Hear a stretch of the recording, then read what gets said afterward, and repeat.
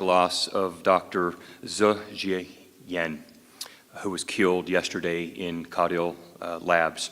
Dr. Yan was an associate professor in the Department of Applied Physical Sciences in the College of Arts and Sciences. He joined our faculty in July of 2019. He was a beloved colleague, mentor, and a friend to so many on our campus, and a father to 2 young children.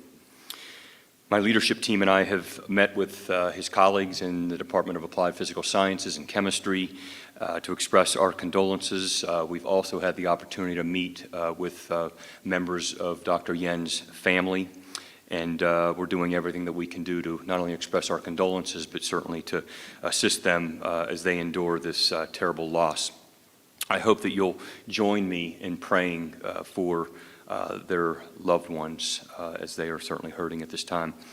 In honor of Dr. Yan's memory, we will ring the bell tower here on campus tomorrow at 1:02, and a moment of silence during this time is what we're asking of everyone on our campus. We've shared resources for the people affected by this traumatic event, and we'll continue to share updates on unc.edu and through Alert Carolina. We will not have classes tomorrow so that our community can continue the healing process and have access to the many resources that we're providing to the campus community. We will return to classes and normal operations beginning on Thursday of this week. Over the past 24 hours, I've been grateful for the countless ways in which our community has come together. I've spoken with faculty and students who sat together through the lockdown yesterday. And our Emergency Operations Center and the UNC Police have been working tirelessly throughout these past many hours to gather information and find answers as we continue this investigation. Together, our faculty, staff, and students followed the protocols that we had put in place and worked together to ensure each other's safety in accordance with our emergency management policy and our Carolina Ready campus preparedness program, something that, again, we've worked hard to put in place over the past few years. Finally, I just want to thank the many people who have reached out to us from around the world who have come together to support our faculty, our staff, and certainly our students. I especially want to thank the UNC system and our fellow UNC system schools for the ways in which they've reached out to message their support of our community.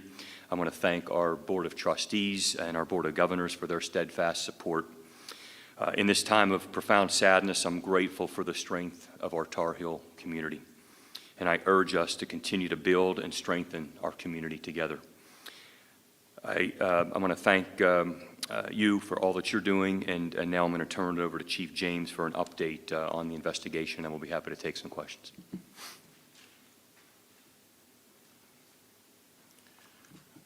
Thank you, Chancellor Guskowitz. I'm Brian James, Chief of Police for the UNC Police Department. I want to start by offering my condolences to the family of Professor Zijie Yan, the victim in yesterday's shooting. We are deeply saddened by the loss of one of our Carolina community members. On behalf of all UNC police, I extend my deepest condolences to Professor Yan's family. You will continue to be in our thoughts and prayers. Here are the updates we have to share from yesterday's shooting. The suspected shooter is Tailei Qi, a graduate student at the university. He is being held without bail at the Orange County Jail. Through the investigation in the last 24 hours, we have determined that the victim and suspect knew each other, and the suspect went directly to the victim and then left Caudill Labs. Right now, the suspect is facing felony charges of first-degree murder and possession of a firearm on educational property. His first appearance was earlier today at 2 p.m. He is being held without bond. Additional charges may be added as the investigation continues. The suspect was arrested yesterday by our partners at the Town of Chapel Hill Police Department on Williams Circle in Chapel Hill. The suspect's car was located on campus and has been impounded and is being processed by the FBI's Evidence Response Team.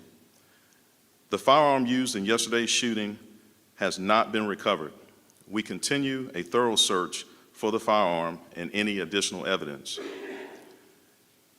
FBI Victim Services has been providing services to the victim's family and identified witnesses. At this time, it is still too early to establish a definitive motive. This will be something that we will continue to determine throughout the course of the investigation. Caudill Labs will be closed as the investigation continues. We are increasing visibility of our law enforcement officers on campus, especially during peak times of the day, to provide reassurance to our campus community. If anyone has any additional information regarding this case, we ask that you please contact the UNC Police Department at 919-962-8100. That's 919-962-8100. I again would like to thank all of our partners that assisted all the first responders yesterday, and we are forever grateful, and we will continue to do everything that we can to ensure the safety of our UNC community. I'll turn it back over to Kevin. Okay, like yesterday, we'll have time for a limited number of questions. If you have a question, please raise your hand. We're going to get a wireless mic to you. Please identify yourself, your media outlet, and ask your question. We'll go first here on the right. Hi there, Aaron Thomas here with WRL News. I had a question about the shooting at Caudill Labs. Were there any other people in the room? And secondly, were there any previous threats between Yan and Qi? I'm not prepared to speak on if there was anyone else in the room, but we do know that the building was occupied by a number of people at the time of the incident. As far as any kind of conversation that happened between the victim and suspect, we are still working to determine what that may have been. So that is still under investigation. Next question in the front row. Left. Hi, Julia Ainsley with NBC News. What can you tell us about the relationship between the student and the professor? Were they currently in a class together, and did this happen in a classroom? We are still exploring the relationship between the professor as well as the suspect. We cannot be specific at this point about where it happened. It is still under investigation. We still have that building secured as we are still looking at evidence as well as doing multiple searches. Second row left here. Thank you. Good afternoon. Mark Meredith with Fox News. You mentioned that the FBI is assisting in the investigation. I'm just curious, is it because of him being a foreign national, or what was the reason that the FBI is involved? And in terms of motive, is there an indication of what you believe it may be, you're just not ready to say definitively, or is the suspect not cooperating with police at this point? For you, Chief. Yeah. We had a number of agencies that responded to the university literally within minutes. The FBI was one of those agencies. They willingly lent their resources to us, especially in the area of response and also evidence collection. Their organization is top-notch, second to none, and so they offered that resource, and we gladly accepted it. What was your other question, if you could repeat that? Sorry. You're just curious, was he cooperative at all when officers arrested him, in terms of, did he make any statements within that arrest? I know obviously the motive is still under investigation, but did he say anything that would indicate of what happened, or is he not cooperating at all with investigators? I can't speak to what the suspect said at this point. We are still unraveling all the information we have, so I'm not prepared to speak on that. Second row here on the right. Hi, I'm Corey Dean with the News and Observer. This would be either for Chancellor Guskowitz or Chief James. Could you talk about how students and faculty are prepared for situations like this? I've talked to a lot of students today who say they knew what to do because they've grown up with having these issues, but they felt like they weren't given a lot of information from the university.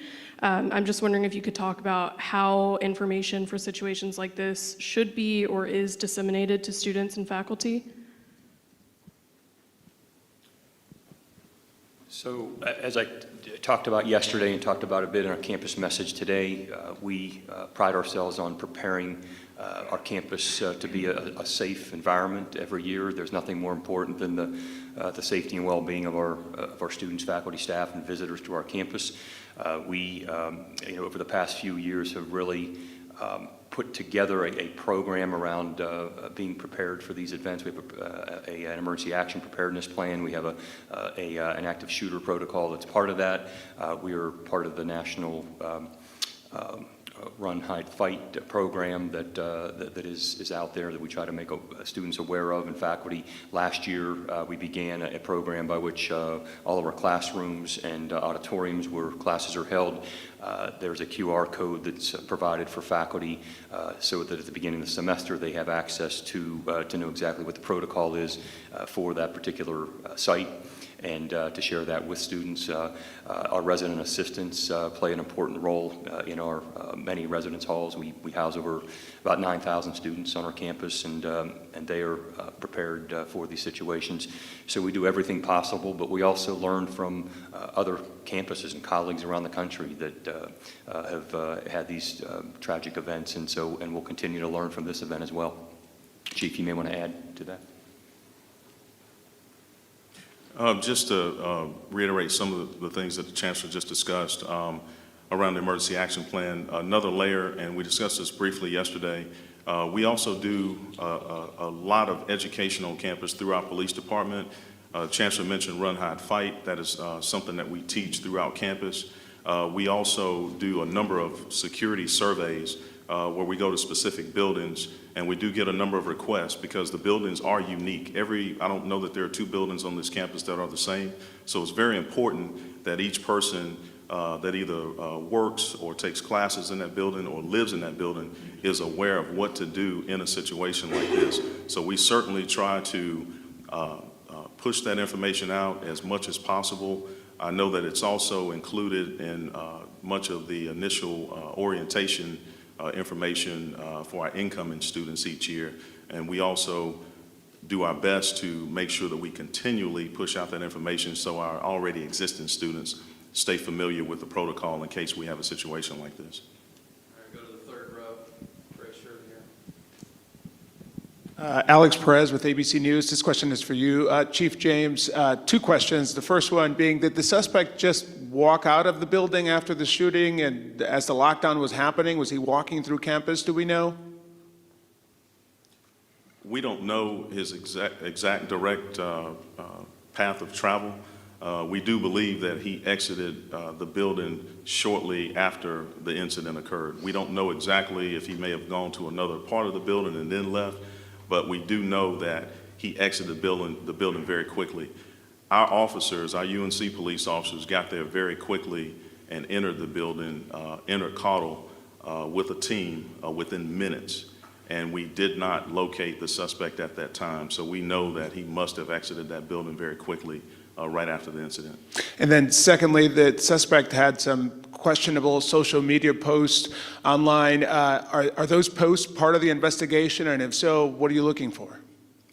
We will look at every ounce of information available about the suspect. That may include social media posts, but certainly looking for any information out there that may have indicated what his intentions were and why he actually did it.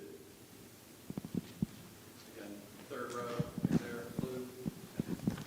Hi, Kelly Kendall, Carolina Week. Chief James, this question is for you. You touched on students. I'm wondering about instructors. I've talked to several students who say that their professors also did not seem to know what to do. They left their doors open and/or unlocked. And I'm wondering if teachers, instructors, professors, if they're specifically trained in this protocol. Yes, that information is disseminated to every faculty and staff member on campus. Individual situations, we certainly will look at those. There are certainly some lessons to be learned from this incident. Oftentimes when a critical incident occurs, people are reacting off of emotion. And sometimes, we do forget what to do. I'm not saying that happened, but sometimes that does happen. But we also need to ensure that we stay up to speed on what's going on.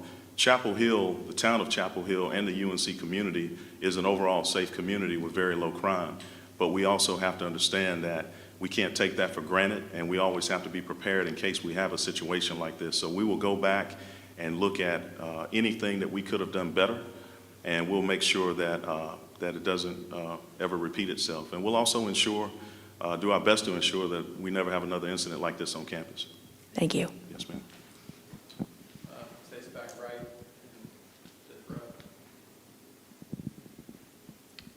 Gilat Malamed, CBS 17, just regarding the suspect being taken into custody, if you could elaborate if that location was his home. And I know you said you can't say what he did or didn't say, but would you say he cooperated during the process of being taken into custody, and were any electronics seized as well? He was taken into custody without incident, meaning that there was no force used. Cannot speak specifically to what evidence was seized at that time. And was that his home? I'm sorry? Was that his home where he was taken into custody? That's what I understand at this point, is that is where he resides. Yes. I just want to clarify a little bit on that point as well. I'm Alex, NBC News. You're saying, originally in your first statement, you said that he was taken into custody at the police department, and then you're saying that was he actually physically taken into custody at his apartment complex and then booked at the police department, or was he taken into custody, did he willingly go to the police department? I'm a little confused on those details. I'm sorry, if I'm mistaken, I apologize. I don't recall saying he was taken into custody at the police department. He was taken into custody on Williams Circle. On Williams. Yes, yes. Okay, again on the left here. Andy Fies, ABC News, for the chief. Two quick questions. One, I know that you haven't recovered the weapon yet, but is there any determination as to whether the weapon was legally acquired or not? That's question one. And question two is, on an open campus like this, is there consideration to prevention measures such as metal detectors in buildings, or any further sort of effort to block access to those carrying weapons? Yes, without the weapon and further context around the suspect, it is not possible at this time to determine whether or not it was obtained legally or illegally. As far as additional safety measures, again, we will look at this incident and we will see what we can do better. That could involve additional safety measures, but we're not prepared to say what those may be at this time. We've got time for about two more. Then we have one back right. Chief, this is Josh Chapin, ABC 11. I want to clarify about how he was taken into custody, because my understanding was that Williams Circle, at least from talking to eyewitnesses and talking to neighbors, was not where he lived. Perhaps you can shed some light on whether he was maybe headed home and he was trying to get away from law enforcement, and maybe ditch the gun somewhere, because the neighbors out there told us that it's not where he lived. Okay, that, as far to my knowledge, that information from the neighbors is not accurate. We have identified his residence. Okay. And we are still looking at that location as part of the investigation. And do you think, this is asked maybe a little bit, but is there a better way to convey information to the student body, to your employees, to the staff around campus when something like this is going on? We enacted all of our protocols as far as communication. We broadcast the alert immediately. The call came in to 911 at 102. The sirens were activated at 104, and an Alert Carolina message went out. That goes out a number of ways, to include text message. In the immediate aftermath of an incident like this, it is very chaotic, and it is very difficult to disseminate what information is accurate and what's inaccurate. We were getting a lot of information initially. I think I mentioned yesterday, we had calls of additional shots fired, we had calls of additional victims, we had calls of additional suspects. None of that information was true once we were able to vet it. But certainly, we will go back and we will look at how the information was disseminated. If there's any way that we can improve upon it, we certainly will. But everything that we had laid out in protocol as far as how we push out that information to our student body, that was done. But if there's a better way to do it, we will certainly work to find out what that is. All right, take our last question here in the back right.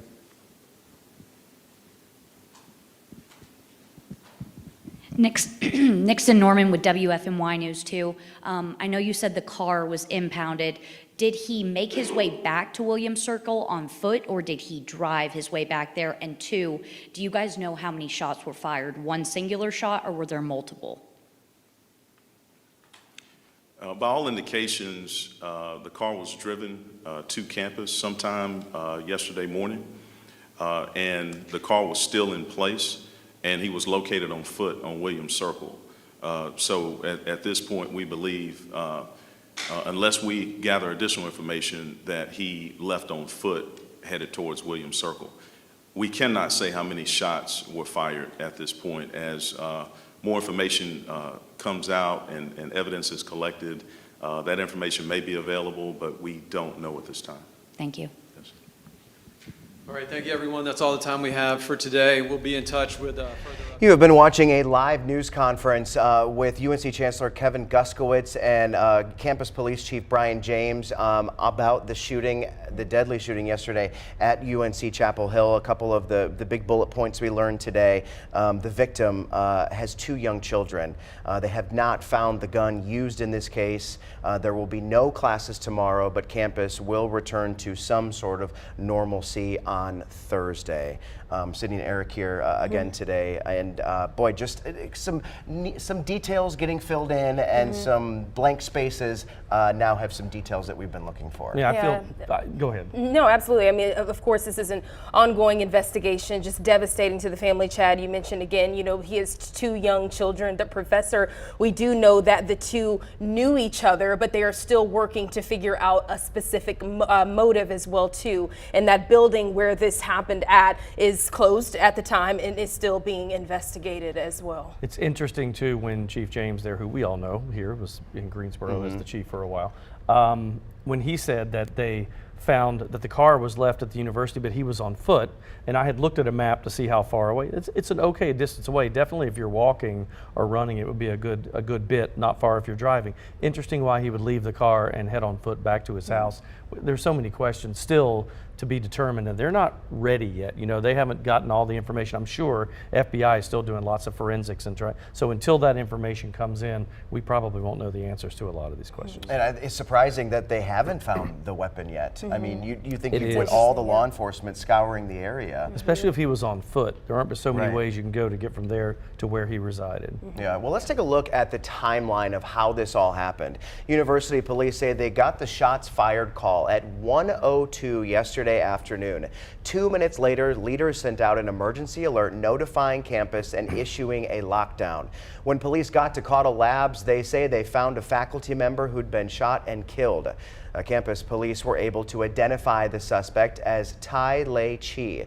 They arrested him around 2:30 yesterday afternoon, about 90 minutes after that shooting. The campus was still locked down after Qi was in custody as police worked to confirm his identity. Now, after it was confirmed, leaders began evacuating students from the buildings. The lockdown was lifted and the all clear given at 4:15 p.m.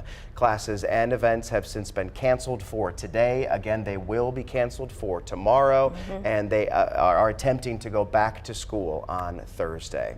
The news that a faculty member was killed on campus in the lab where they worked is so tough to hear. We actually talked yesterday with a triple Tar Heel. She got her undergrad, master's, and PhD at UNC. She's now a professor at NC Central, and she says this really strikes fear in her heart. Hearing that a faculty member was killed is really heartbreaking for me as a faculty member. Anyone can walk into our classroom, including students who may be upset about their grades or anything. And it just, I'm still waiting for the details of what happened, of course, but it does bring a very, very serious sense of fear for me as a faculty member. I think that every faculty member is thinking that exact same thing. You are in an open classroom, in an open building. There's really not a lot of ways to lock down an entire college campus, Right. at least not at this point. And I can see what she's afraid of every time someone opens a door for the next short term. they're going to be looking to see who's coming in. That's right. I mean, support, again, is going to be something that's really huge within these next couple of days. I was relieved to hear that classes, again, would be canceled for today. Yeah. We'll, I guess, look to see what will happen within the coming days as well, too. I know they did not announce that, but we'll just look to see as this story just continues to develop. Yeah, students obviously still feeling the impact. Many were terrified as they waited for hours locked down. We talked to a freshman yesterday afternoon. Her reaction to the shooting was powerful. Helping students and staff deal with this tragedy is a big focus right now. The university launched a hotline this morning for parents and students, staff, really anybody. This is the number that you can call if you'd like to have ask some questions or allow someone to hear your concerns. The number is 919-918-1999.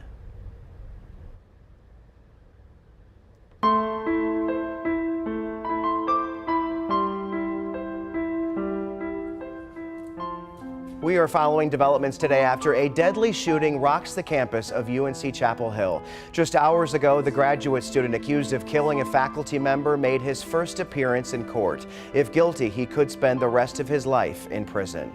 He's accused of shooting an associate professor at the Caudill Lab, spurring a lockdown on campus and nearby schools. We have determined that the victim and suspect knew each other, and the suspect went directly to the victim and then left Caudill Labs.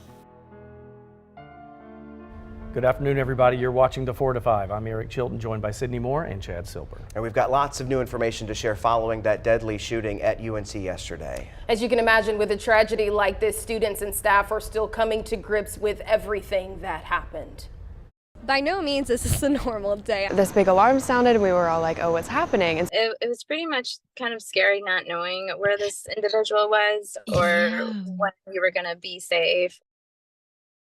For hours, students and staff hunkered down in classrooms. Some even chose to jump out of second-story windows to safety. And for hours, students were told to shelter in place as hundreds of law enforcement officers searched for the shooter and the weapon.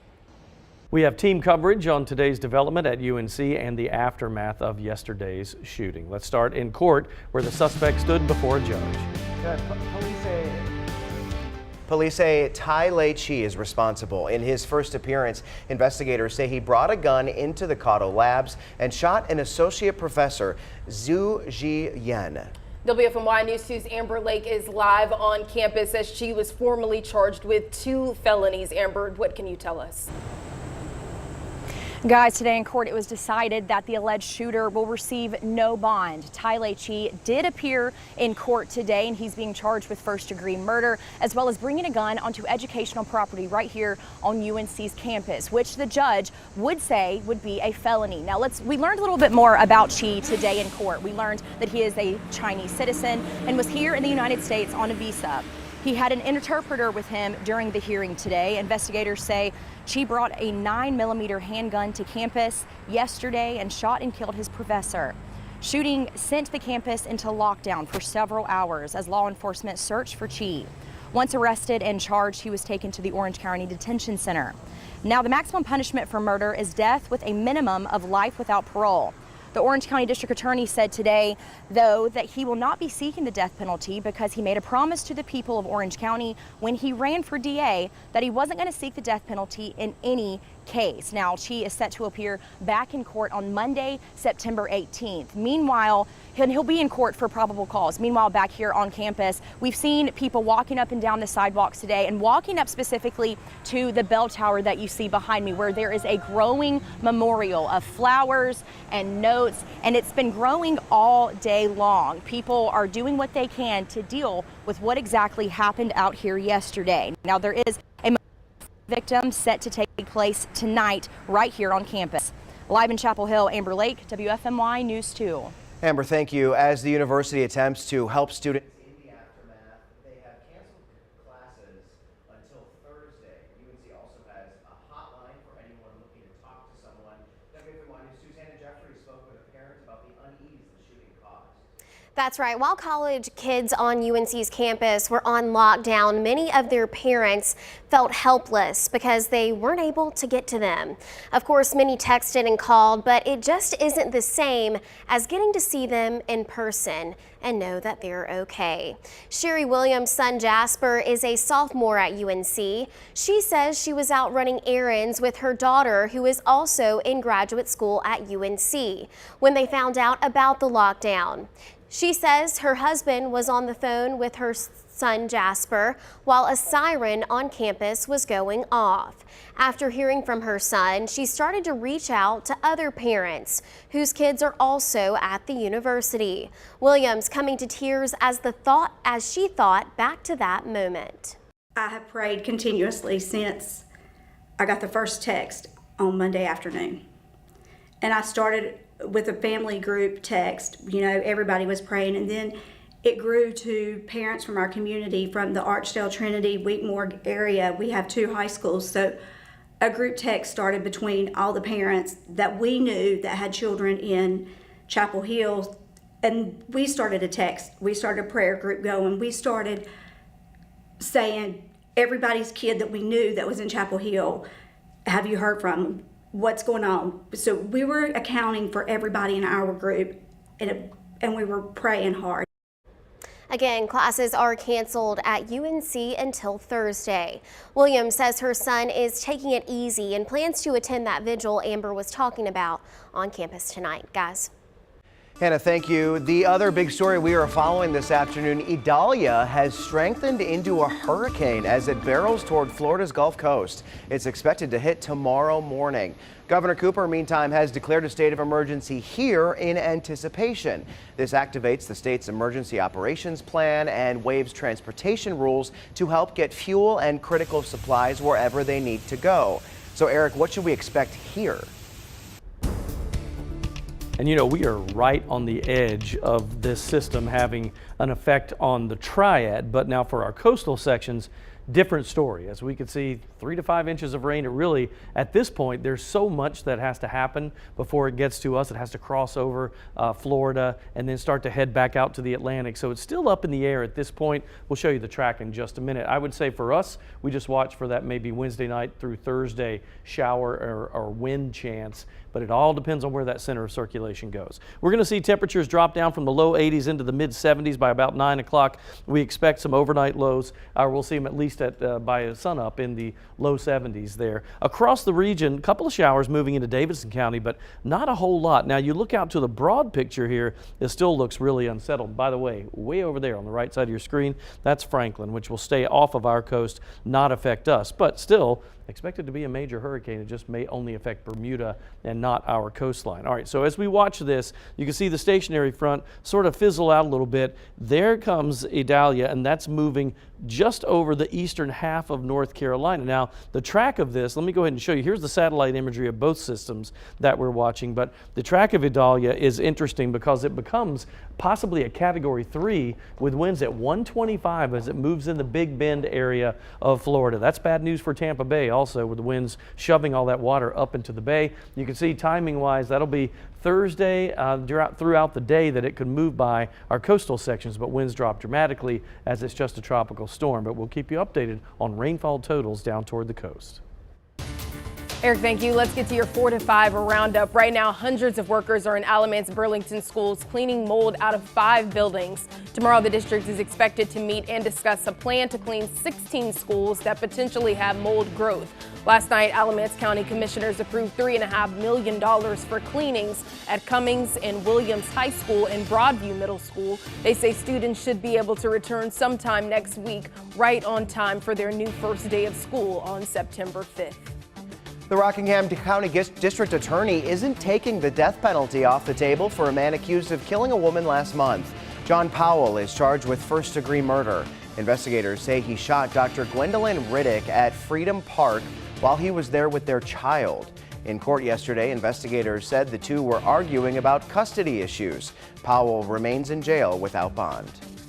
We now know the cause of the home explosion that killed an NFL player's father. Iredell County investigators say it was a gas leak that destroyed Caleb Farley's home. Farley plays for the Tennessee Titans. While officials do know the cause of the explosion, the origin of the gas leak is still undetermined. We'll be right back.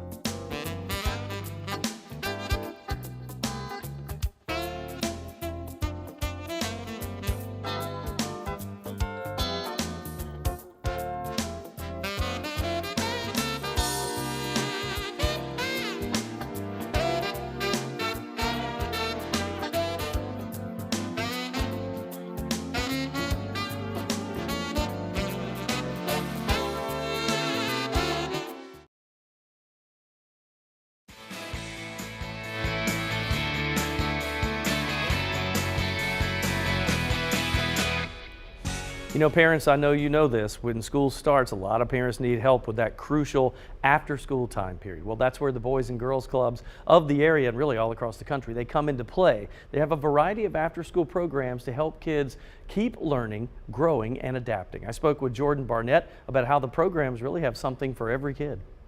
Our kids come in every single day. We provide them with an hour, what we call power hour, so they have the opportunity to get their homework done with a mentor who's providing assistance. So if they have any questions, if they have things that they're stuck on, we have that mentorship, that guidance that comes around and helps them get their homework done, and just that accountability to ensure that they're staying on top of their academics. So academics is our first priority, along with safety, of course, here at the Boys and Girls Club. We also do a lot of academic programs. We do what we call Smart Moves, which is a Boys and Girls Club curriculum-based program, healthy habits. So we just do a lot of things that focus our kids' minds on positive things and how they can make a positive impact, not just on themselves, but in the community as well. So the programs have been very successful in so many young lives, so much so that the people involved say they're touched by their stories every year. There's one kid in particular that comes to mind. He started off with us when he is about in the 5th grade, I want to say, and he's currently going into his freshman year now at Dudley High School. But he came here, and I think through the resources that we were able to provide him and the guidance that he was given to keep his head on straight, and he was a part of our sports and recreation program as well. But he was able to keep his academics on track and take care of what he needed to in the classroom. But also he used the resources we provided through our sports and recreation program to get his skills to a level where he is now being looked at by the varsity basketball team at Dudley High School as an incoming freshman. They do so many things. There's a theater element. They do plays there. There's also a cheerleading program that kind of couples with the sports and rec aspect. So they do a lot of good work. I loved having an after-school program when I was a kid. My parents worked traditional hour jobs, so they wouldn't get home until 5 or 6 o'clock at night. So it was so vital to have those types of programs for kids who can't just go home after school, right? And I learned so much from it because you learn what you learn in school, but then I feel like the after-school program really supplements what you learn, and a lot of it is social skills. It is a great opportunity to meet more other kids in similar situations and similar programs, but to just also grow confidence. You're meeting great leaders that are leading the Boys and Girls Clubs as well too, and they continue to evolve each year. They do. I love that they help them with their homework. Like they say homework is crucial for us, so the first part of their whole program is we're going to help you through your homework for the night. Nice to get that over with before they do get your home. homework, before you get on your phone. Yeah. That's right. Perfect. All right, we'll take a break. We're coming right back.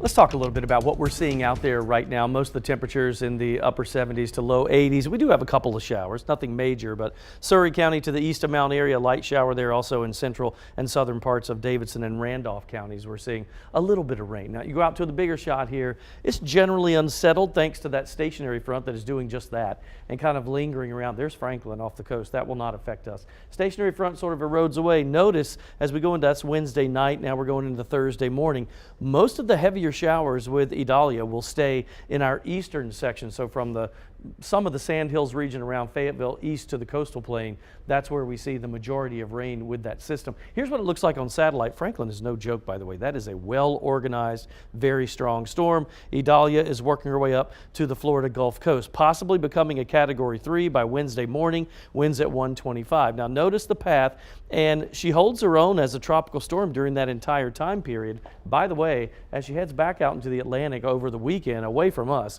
but she's still still a tropical storm. It remains to be seen if she'll go back to hurricane strength by then. And you look at that across the area. So what does that mean for us as far as rainfall totals go?